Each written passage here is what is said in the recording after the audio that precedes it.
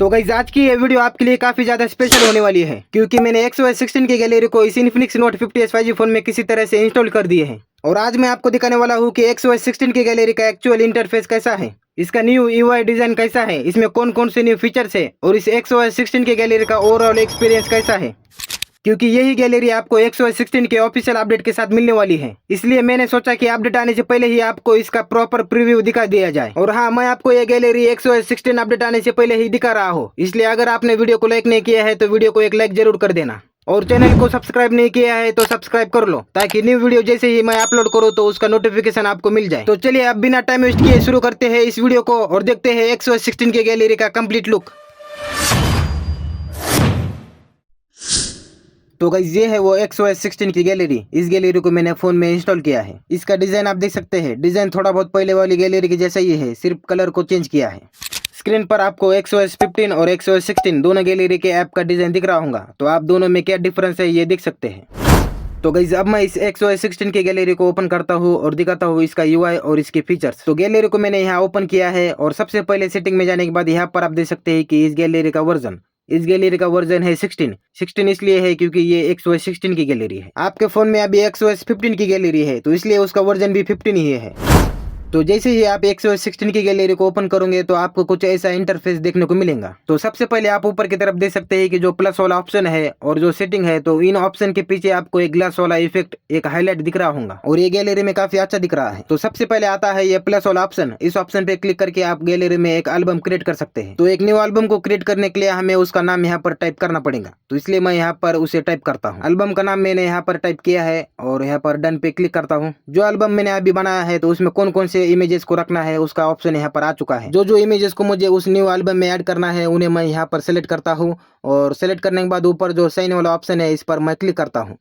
तो क्लिक करने के बाद यहाँ पर दो ऑप्शन आ चुके हैं, कॉपी और मूव का। तो मैं अभी के लिए कॉपी करता हूँ और यहाँ पर आप देख सकते हैं कि जो एल्बम हमने अभी क्रिएट किया था तो उसमें जो सिलेक्टेड इमेजेस है वो आ चुके हैं और यहाँ पर ये एल्बम भी क्रिएट हो चुका है।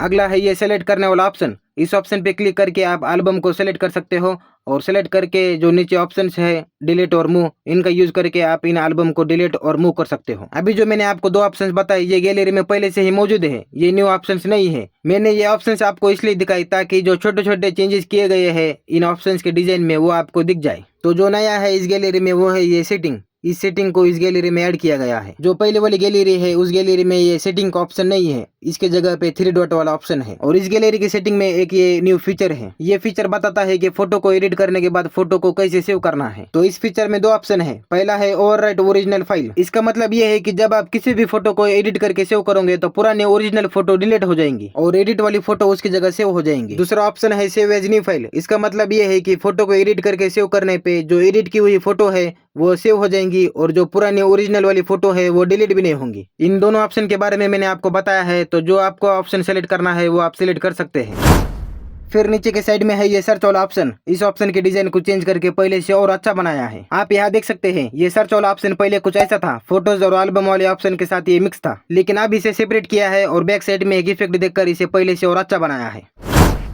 फिर सर्च वाले ऑप्शन के साइड में है ये एक स्लाइड वाला न्यू फीचर। जब आप एल्बम टू फोटो या फोटो टू एल्बम में स्विच करोगे तो ये इफेक्ट काफी अच्छा लगता है। ये स्लाइड वाला फीचर मुझे काफी अच्छा लगा, इसे पहले से और बेटर और यूनिक बनाया है। जिस तरह से ये स्लाइड वाला फीचर गैलरी में है ऐसे ही ये और जगह भी आ सकता है, जैसे कि कॉन्टैक्ट फाइल मैनेजर थीम, ऐसे ही और जगह भी ऐड हो सकता है। अब ये फीचर कौन कौन सी जगह ऐड होता है ये तो XOS 16 अपडेट आने पर ही पता चलेगा।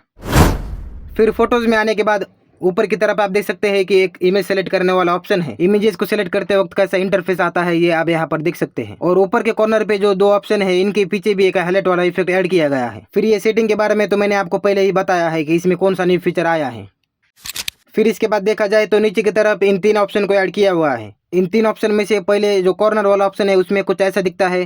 फिर ये ऑल वाला ऑप्शन है, इसमें कुछ ऐसा दिखता है। फिर इमेज को ओपन करने के बाद कुछ ऐसा लुक देखने को मिलता है। नीचे के साइड में 3 डॉट है, इन 3 डॉट पे क्लिक करने के बाद इसमें कॉपी और मूव वाले ऑप्शन है। फिर डिलीट है और उसके साइड में एडिट वाला ऑप्शन है। एडिट पे क्लिक करने के बाद गैलरी यहाँ पर क्रैश हो रही है। एडिट वाला ऑप्शन इस गैलरी में कुछ प्रॉब्लम की वजह से काम नहीं करता है। फिर इन ऑप्शन के बाद आता है ये लाइक वाला ऑप्शन। लाइक वाले ऑप्शन का डिजाइन कुछ इस तरह का है। और फिर लास्ट में आता है ये शेयर करने वाला ऑप्शन। इन सब ऑप्शन के डिजाइन को चेंज करके पहले से और बेटर बनाया है। पहले वाले गैलरी के ऑप्शन में और न्यू ऑप्शन में क्या डिफरेंस है ये आप यहाँ पर देख सकते हैं।